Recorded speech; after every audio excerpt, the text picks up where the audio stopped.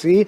Te hablé, veníamos hablando de financiamiento. Cuando se hablaba de financiamiento se refería a las cuestiones económicas contextuales, las que pasaron, desde dónde venimos, el análisis de situación y qué debe pasar, cuál es el contexto que tiene que venir para la reindustrialización, para la reactivación total. Pero no nos olvidamos de que todo está definido por una situación política. Por eso la charla de ahora es una charla fundamental, medular en esta situación, porque todos los actores vienen contando un poco de lo que sucedía, desde el ministro Gulfas, recién lo escuchamos a de Mendiguren, a Lozano antes. Digo, todos tienen un análisis de definición política hacia situación económica en un contexto mundial que no se le escapa a nadie. Pero la lógica del Observatorio IPA es justamente poder armar ese rompecabezas, poder poner en palabras y también en números la explicación de cuál es la situación que estamos atravesando en este momento. Por eso los invito a charlar con Carlos Alonso y con Federico Marongiu, que son los integrantes del Observatorio IPA. Y les voy a preguntar, en principio, ¿de qué se trata el Observatorio IPA?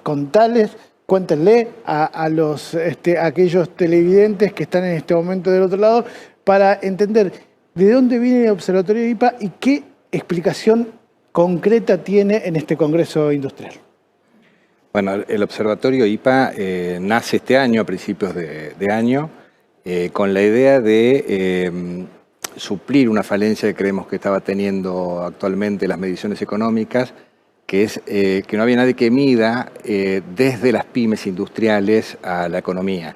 El observatorio se para, como todos los observatorios, se paran en algún determinado lugar para poder hacer esas mediciones y en este caso nos paramos desde las pymes industriales y vamos viendo el resto de los actores económicos que actúan en la Argentina, como por ejemplo la banca, el gobierno, las empresas industriales que no son pymes, los costos de insumos difundidos, todo el resto de los sectores y cómo confrontan en las relaciones con la industria pyme.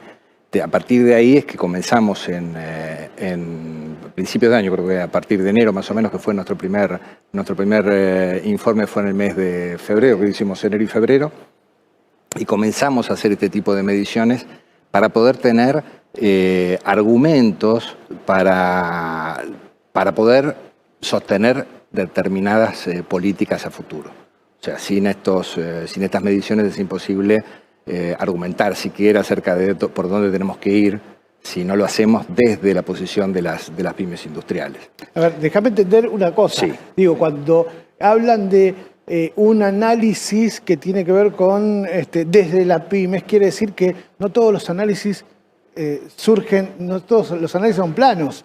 Digamos, claro, ¿no? Hay Exacto. que tener en cuenta visiones particulares en la economía, como sucede en la historia, ¿no? Cuando uno hace una medición, siempre se está parando en algún lugar, desde alguno de los sectores de la economía. Si yo hago una medición desde lo financiero, voy a medir ciertas cosas y lo voy a medir desde ese lugar y no desde otro. O sea, voy a medir aquellas variables que a mí me interesan y no el resto que obviamente no me interesan o no me convienen. Entonces, por eso es importante tener un observatorio que haga las mediciones y que genere a futuro políticas a partir de eso, políticas económicas o propuestas de políticas económicas a partir de ese posicionamiento, que no deja de ser un posicionamiento tan válido como el resto. Sencillamente, claramente es un posicionamiento distinto a lo de los demás. Lo que nosotros vemos pues, no son, por ejemplo, las problemáticas propias de las pymes. Por ejemplo, una muy clara es el financiamiento. ¿Qué tasas se enfrentan? ¿Qué plazos se enfrentan? ¿Cómo va evolucionando eso todos los meses? Y cómo eso afecta su producción, cómo afecta a sus trabajadores y, digamos, uno lo ve de una forma distinta a lo que podría haber por una empresa multinacional, por ejemplo. Siempre las características de las pymes son muy propias y lo que lo va afectando son un montón de problemáticas. Claro, como dice Carlos, del tema de los insumos. Ellos reciben los insumos ya dados y su precio está dado. La capacidad de negociación es muy baja, por ejemplo. Y eso nosotros todos los meses lo vamos, o cuando presentamos informe, lo vamos mostrando cómo evoluciona eso. Y vamos tratando de, a partir de eso, como dice Carlos, plantear determinadas políticas para enfrentar estas dificultades, sobre todo ahora en un contexto muy malo como tenemos en este momento. A ver, la conformación de un observatorio exclusivamente mirados desde las pymes y leyendo todas estas variantes, imagino que habrá generado, si bien probablemente para ustedes que son especialistas no sorpresa, pero sí habrá abierto miradas distintas sobre lo que estaba pasando en la economía y afectaba a las pymes. ¿Qué encontraron que a ustedes les llamaron la atención, pero especialmente que le llamaron la atención a los empresarios pymes cuando ustedes le entregaban esa información y decían, bueno, esto me parecía, pero no sabía cómo analizarlo, o desde dónde, o qué elementos tenerlo? Una de las cosas que más, en realidad, no es que nos sorprendan a nosotros, sino que les sorprenden a los empresarios pymes cada vez que nosotros comentamos el tema, es un tema que no está muy arraigado, digamos, que es el de los costos de insumos difundidos. El costo de insumos difundidos es una problemática muy grande que tiene la Argentina, porque hace absolutamente, explico un poco qué son los insumos difundidos.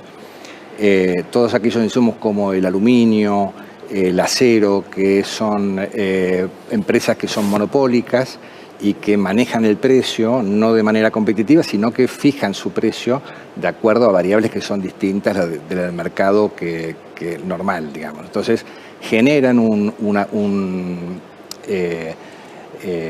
aprovechamiento, no me sale la palabra, se quedan con la renta de los demás a partir del precio. Pero eso lo que hace es hacer ineficiente toda la cadena de producción. Hoy pagamos en Argentina ese tipo de insumos más caros que en el exterior. Y esos precios más caros se trasladan, por ejemplo, si uno quiere exportar. Eso es un problema estructural que tiene la Argentina, que no está muy visualizado, que creo que es una de las cosas fundamentales que creemos que hay que modificar dentro de la estructura económica. Ese es uno de los puntos que no está, la gente, las pymes no lo tienen muy en cuenta. No sé qué otro. Insumos difundidos, costo de la energía, que si bien ellos lo sienten, pero a ver, uno de nosotros mostrábamos un gráfico en algunos de los informes anteriores que lo que te mostraba eran los distintos costos versus el precio mayorista de la industria. O sea, cómo la industria, todos esos aumentos de costos no los puede trasladar a sus precios porque si no se queda una demanda cero. Y ahí lo que le mostramos a los empresarios era que dentro de eso el costo salarial era el menor de todo, el menor de sus problemas, que ellos muchas veces dicen, no, pues nos vienen los sindicatos, nos aprietan para aumentar los sueldos, que ese era el menor, que al lado del costo de energía o el costo de insumos o la tasa de interés que tienen que tomar ellos para tomar un préstamo, era muy mínimo. Entonces ahí se sorprendieron, ahí empezaron a mirar de otra forma todo el tema de sus costos y decir, tienen razón, acá me están pasando el aluminio que necesito para hacer que yo la latita, me lo están pasando con un precio, no se puede negociar porque el precio ya viene dado y no tengo aquí en otro comprárselo. Mismo la tasa de interés, quiero pedir un préstamo, voy a todos los bancos y la tasa, punto más, punto menos, es siempre la misma. O me piden un montón de requisitos para poder llegar a ese crédito. Entonces eso más o menos se concientizaron un poco, eso fue las primeras veces, creo que se sorprendieron. Sí. Bastante. Y hay un punto también importante en cuanto a la posición que tiene el observatorio, que no es lo mismo hablar del conjunto de las empresas industriales que de las pymes industriales. Hay una diferencia muy grande en cuanto a los intereses que tiene cada una. Y nosotros nos posicionamos de las pymes industriales, que son, y eso sí tiene que ver con el Congreso, casi el 70% de la producción industrial y casi el 80% del empleo industrial. Y sin embargo, no tienen voz. La voz está dada por el otro 40 o 30% que son el resto de las empresas industriales, que son las grandes. Mirá, una de las cosas justamente ustedes señalaban, el tema de los insumos difundidos, hay una mesa que está, que coordina Felisa Micheli, que fue ministra de Economía del país, y que yo tuve la oportunidad de poder seguir con atención, y realmente es una disrupción en la lógica de lo que es el entendimiento de los costos. Ahora, recién señalaban algo que para los empresarios también fue un punto de quiebre para la conformación de lo que es este Congreso. Y les pregunto justamente eso, ¿cómo algunos elementos que se acercaron rompieron justamente con prejuicios que había? Lo decía Federico recién, el tema de yo con el sindicato para lo único que me siento es para discutir cuánto más quieren de salario y yo cuánto puedo pagar porque se me va la variable, y en realidad empezaron a darse cuenta que esa relación estaba muy basada en prejuicios, y de algún modo esto sirvió de puntapié para romper ese hielo y sentarse en este tipo de mesas como es el Congreso Industrial. Sí, hemos tenido muchísimas reuniones y tenemos, digamos, un discurso hace mucho en cuanto a los intereses que tienen las pymes industriales. Las pymes industriales tienen los mismos intereses que los sindicatos y que las organizaciones sociales. O sea, al menos en un 90% los objetivos son los mismos, que son generar trabajo digno y aumentar la producción, y aumentar el poder adquisitivo de la población. Porque justamente todos trabajan básicamente en lo que es el mercado interno y todos quieren generar trabajo. Y ese es un actor político que está ausente de la escena nacional desde por lo menos los años 70. Las pymes industriales no tienen voz, y lo que intentamos hacer con este Congreso es justamente, en alianza con los sindicatos y los movimientos sociales, es generar ese actor político que no solamente por el hecho de generarlo, sino para lograr el desarrollo a través de ese actor político, para incidir en las decisiones y generar un desarrollo con soberanía económica, que eso es lo que eso es claramente lo que nos está faltando. Necesitamos un desarrollo industrial, necesitamos desarrollarnos urgentemente, y para eso consideramos inevitable y totalmente necesaria la unión de los sindicatos con las pymes industriales para ser un actor político que incida en esas decisiones. Es como te decía antes, el 80% del trabajo y el 60% de la producción está en manos de estos dos actores que son sumamente importantes y que necesitan oír su voz, que se escuche su voz, incidir en las decisiones que se tomen para lograr el camino del desarrollo. Nosotros ya venimos en octubre, todo el mes de octubre, se dieron las más o menos 20 mesas de debates que tuvimos con distintas temáticas. Fueron todos los días 8 horas de debate durante todo el mes, con temas diversos como mercado interno, sustitución de importaciones, la mesa de compra, financiamiento. Todos los actores están dentro, o sea, no, esto por supuesto con la participación de los sindicatos y las organizaciones sociales también dentro de las mesas. Todos coinciden porque los objetivos son los mismos. Ahora, han surgido propuestas que después se van a plasmar bien en el último día donde están las conclusiones, pero han surgido propuestas muy valiosas, como por ejemplo yo coordiné la mesa de compra argentino. La mesa de compra argentino, hoy en día tenemos una ley de compra argentino que no solamente es mala, sino que no se aplica. Y es fundamental tener la herramienta de la compra del Estado para aumentar la producción de las pymes industriales. Esta es la idea, y a raíz de eso es que nos planteamos, cuando comenzamos antes de armar el Congreso, estructuramos el Congreso en 3 preguntas. La primera es cuál es el diagnóstico de la Argentina actual. La segunda es qué Argentina queremos, a dónde queremos ir. Y la tercera es cómo hacer para llegar a esa Argentina que queremos. Cuáles son las propuestas precisas y concretas para llegar.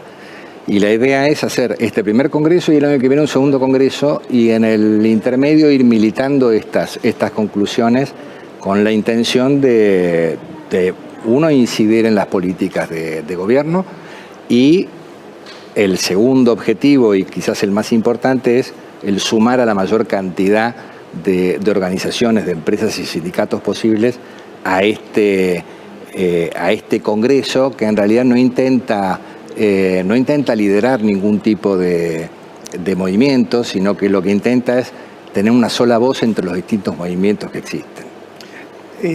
Habitualmente los foros de discusión que están vinculados con los empresarios, algunos con los trabajadores solamente, son lugares donde o se analizan, o se reclaman, o se piden, o se hacen planteos generales hacia hacia el gobierno o hacia otros sectores. Digo, en ese contexto, ¿qué diferencia encuentran con este congreso que tiene esta lógica? Los congresos generalmente, además de debate, buscan la acción, ¿no? Digo, ¿qué es lo que podemos llegar a encontrar de distintivo justamente a partir de estos análisis que tienen que ver con la aplicación de la política, además de los indicadores? Sí, vos ahí lo que podés ver, un ejemplo concreto te voy a dar, es por ejemplo la mesa de legislación laboral. Esa mesa ha tenido mucho debate. ¿Por qué? Porque tenés por un lado la visión de los empresarios, por otro lado la de los sindicatos. Nosotros lo que hemos logrado en este congreso es sentar a todos juntos en una mesa que lleguen a conclusiones que no sean meramente hay una industria del juicio, acá es excesiva, que era un poco como se comenzaba, y los otros diciendo nos están explotando, bla, bla, bla. Llegar a una propuesta que sea fáctica de poder implementar, después de un mes y pico de discutir todos los días, todas las semanas, durante horas, se llegó a buenas propuestas que son las que se van a presentar. O sea, lo que hemos logrado básicamente en muchas de las mesas es eso, lograr sentar a distintos actores, sentar, por ejemplo, gente de banco como el Vice o el Banco Nación con empresarios pymes para discutir el financiamiento específico, cómo se puede bajar la tasa de interés, cómo lograr en un contexto, por ejemplo, que lo venimos arrastrando del gobierno anterior, de tasas altísimas, pues básicamente lo que se hacía era financiar especulación financiera, y después ahora hay que mantener el tema del ELIX y todo eso, y eso le quita fondos al sistema bancario para justamente hacer préstamos productivos.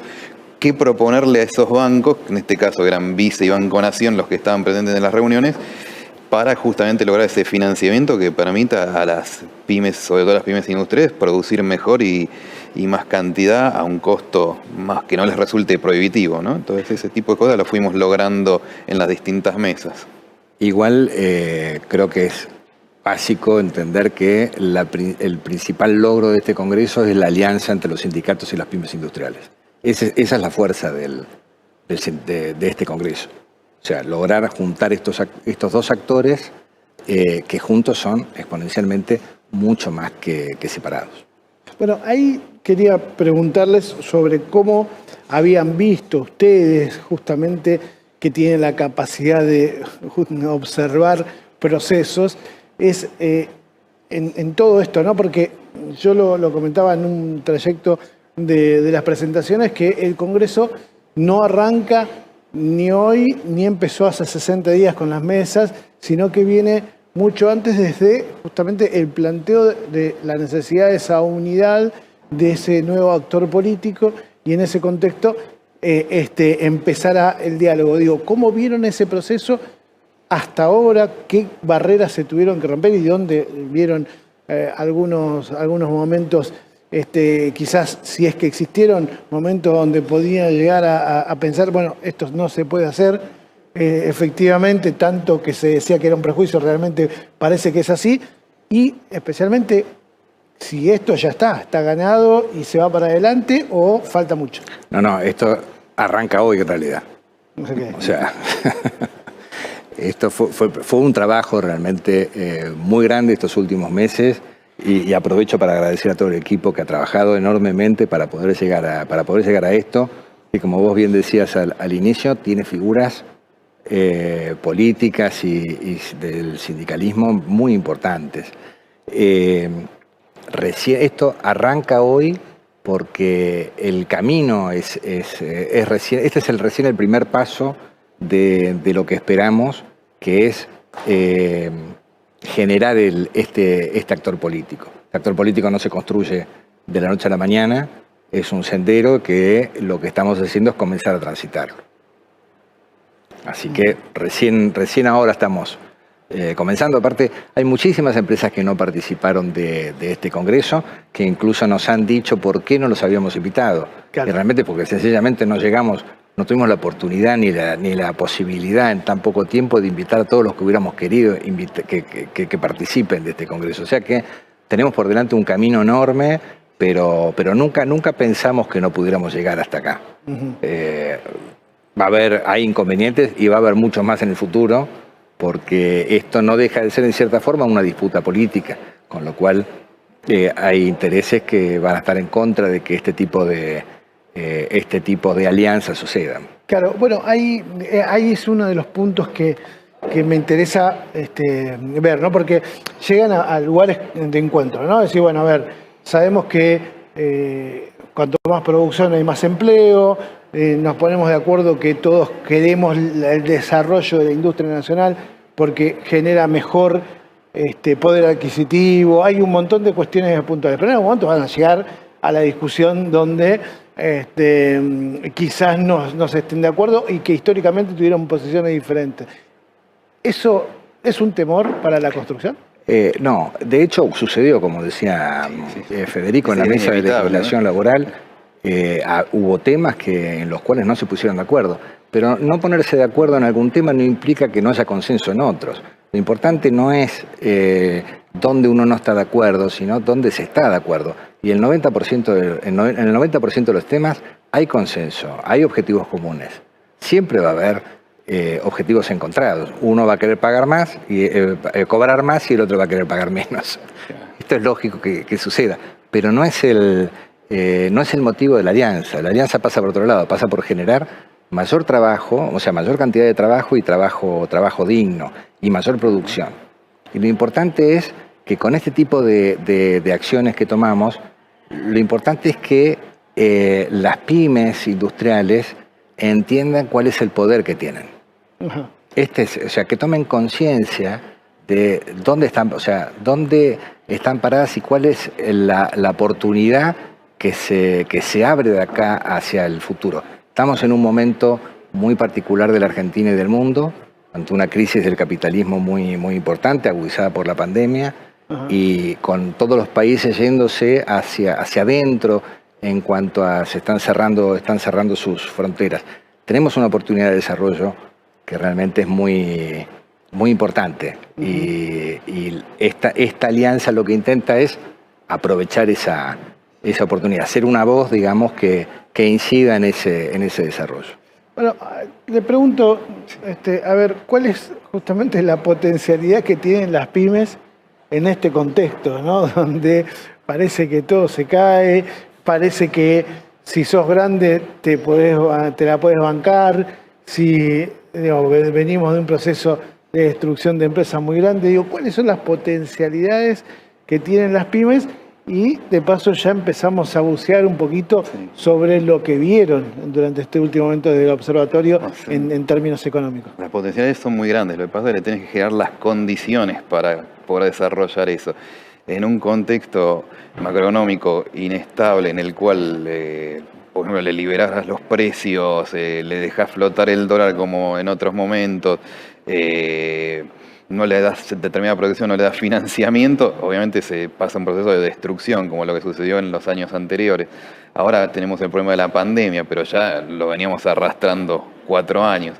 Entonces, si vos le das eso, están todas de acuerdo las pymes en crecer más, producir más, sustituir importaciones en todo lo que se pueda, generar trabajo, como decía Carlos, digno, con buenos salarios, que lo cual te aumenta el mercado interno. Todas quieren exportar dentro de sus posibilidades, lo cual a nosotros nos hace bastante falta para generar divisas, porque hace un rato estaba hablando justamente Lozano con el tema de divisas. Tenemos por un lado el tema de exportaciones e importaciones, que por ahora seguimos positivos, más por la caída de importaciones que por aumento de exportaciones este año.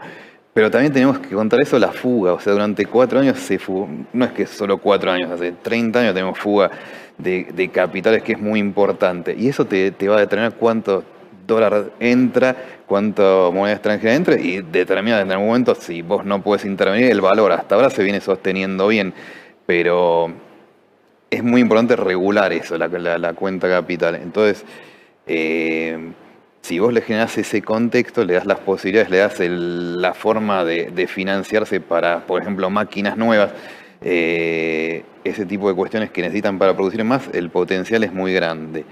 Ahora justo necesitamos cierta buena voluntad que no se tenía en el gobierno anterior justamente, ¿no? Hay que dar las herramientas, hay que generar las situaciones como para que las pymes puedan aprovechar las oportunidades de negocio. Esto es ley de compra, financiamiento, sustitución de importaciones, aumento del mercado interno.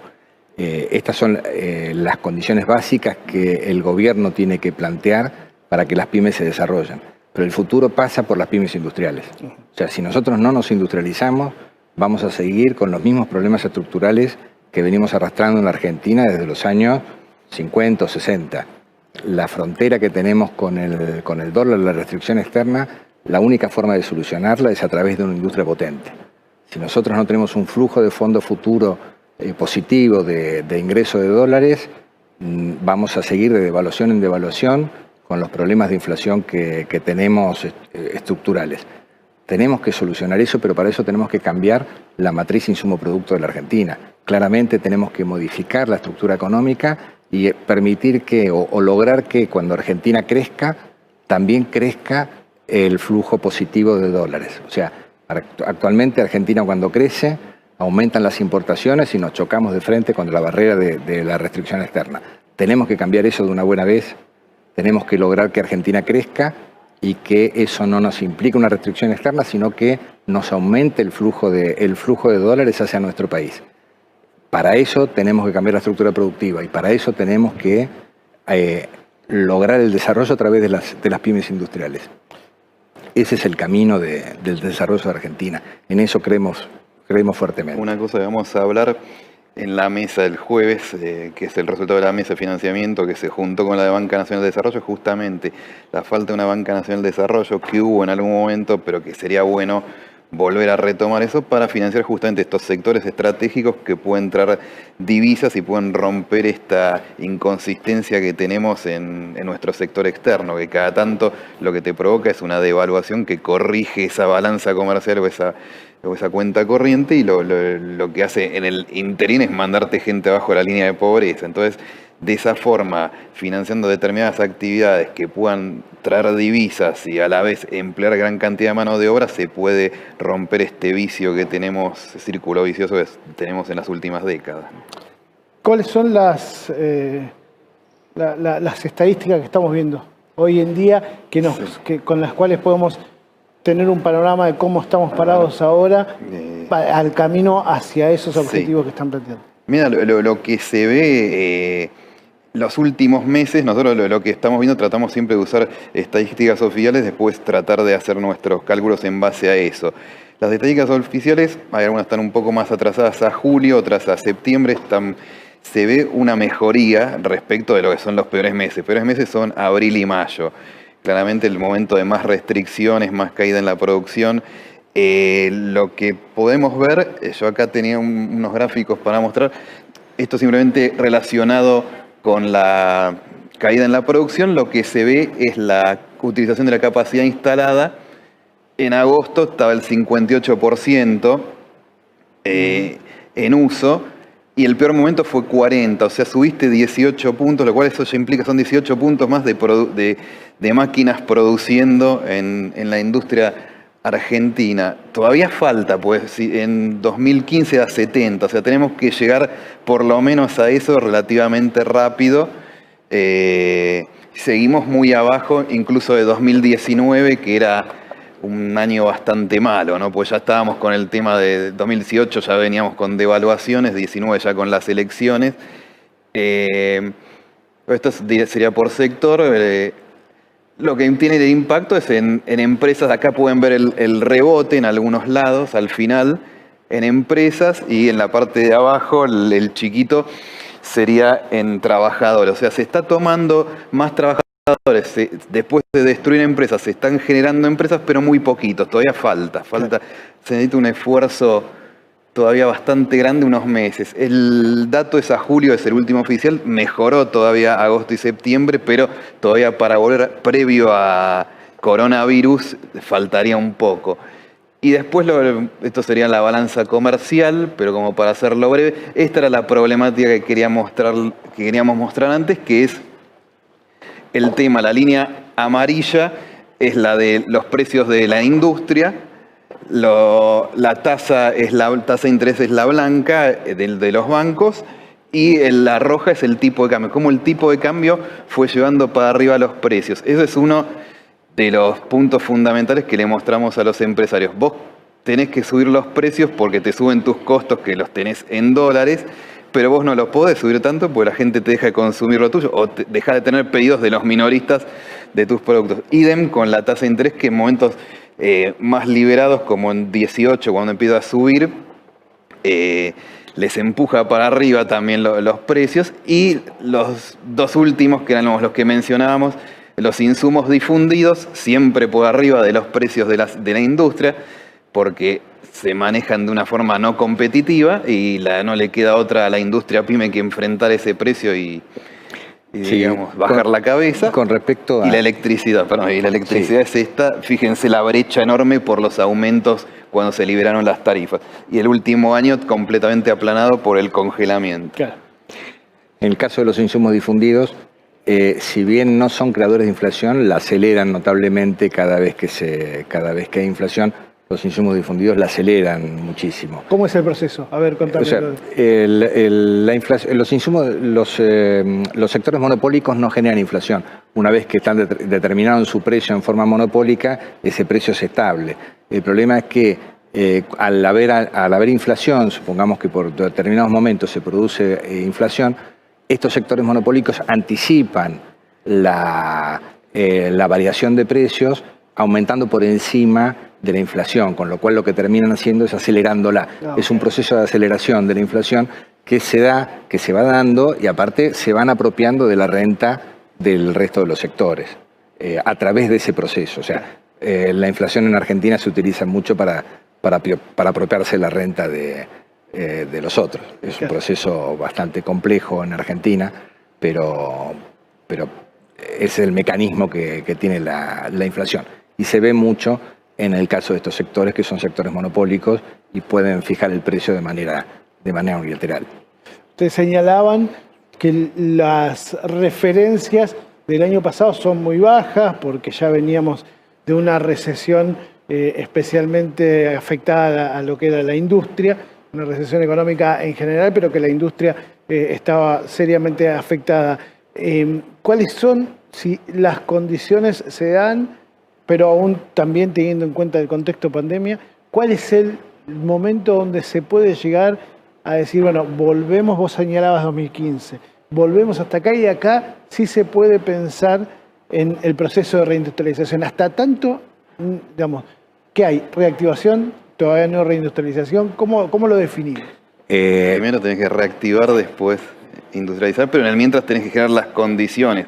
Tenemos que ya ir trabajando en el financiamiento, políticas, por ejemplo, políticas estatales de gasto público, políticas impositivas, para ya dar lugar a eso. Si nosotros en lugar de eso dijéramos, bueno, el Estado se aparta de todo, no te construye más nada, te deja que la tasa se vaya a 80 como estaba el año pasado, te aumenta los impuestos para cerrar la brecha fiscal, que es lo que le gusta decir a los economistas ortodoxos, no salís nunca más de esto.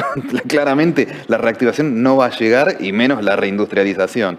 No sé, Carlos. Sí, yo creo que igual, aún haciendo muy poco la reactivación, es algo que se va a dar porque venimos de un piso tan bajo que incluso hoy en septiembre de este año ya la producción industrial es similar a la de septiembre del año pasado sin pandemia.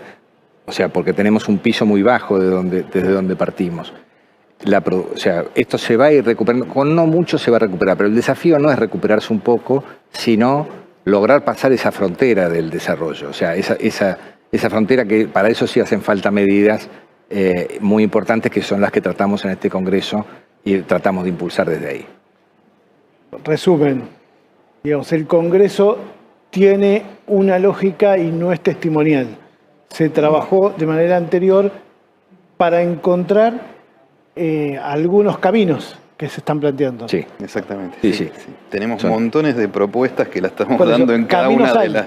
Sí, caminos hay, claramente. Caminos claramente hay. Vamos a mostrar, el jueves creo que están todas las mesas o parte de la mesa, ahí en cada mesa se va a ir mostrando lo que se debatió y cuáles son, dónde estamos, qué podemos hacer y qué proponemos para salir de este momento, ¿no? Entonces, si tienen que definir como último de esta charla, que va, como les decía, digo, esta charla lo que tiene de interesante es que se va a poder ir viendo, todo lo que hablamos acá se va a poder ir viendo los resultados, porque no es que decir, che, mira, dijeron que trabajaban tal cosa y no sabemos dónde está. Digo, se lo van a poder encontrar, pero digo, si tienen que resumir cómo es el nuevo actor social que ustedes presentaron hoy, qué rasgos tiene, qué le pondrían a ese actor.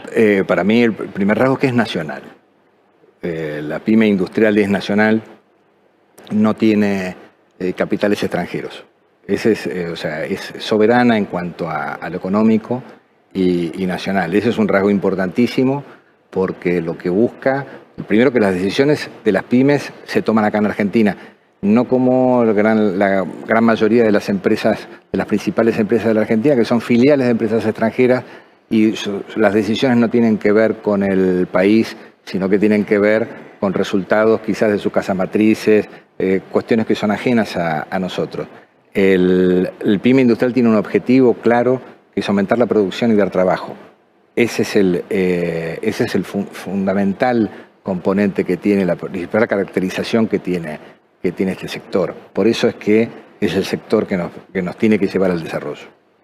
Y es un congreso multisectorial, porque tenemos las pymes de todos los distintos sectores, tenés los sindicatos y tenés los funcionarios que han participado. Mostrado buena predisposición en escuchar un poco las ideas nuestras y supongo que se las haremos llegar después todas juntas en un... Sí, terminado el congreso vamos a hacer un documento final con todas las propuestas y bueno, y después tendremos un año para rever esas propuestas y generar el congreso del año que viene. Carlos Alonso, Federico Marangiu, muchas gracias por la visita y vamos a seguir justamente compartiendo todo lo que se vino trabajando y que el Observatorio IPA tuvo mucho que ver en todo esto. Vamos a ir al corte publicitario y enseguida se viene Ricardo Piñanelli. Justamente hablábamos del sindicato, hablábamos de diálogo y vamos a escuchar a todas las voces. Se viene uno de los referentes del gremialismo argentino aquí en el Congreso Argentino, el primer Congreso Industrial para el consenso del trabajo y la producción, en un ratito después de la pausa.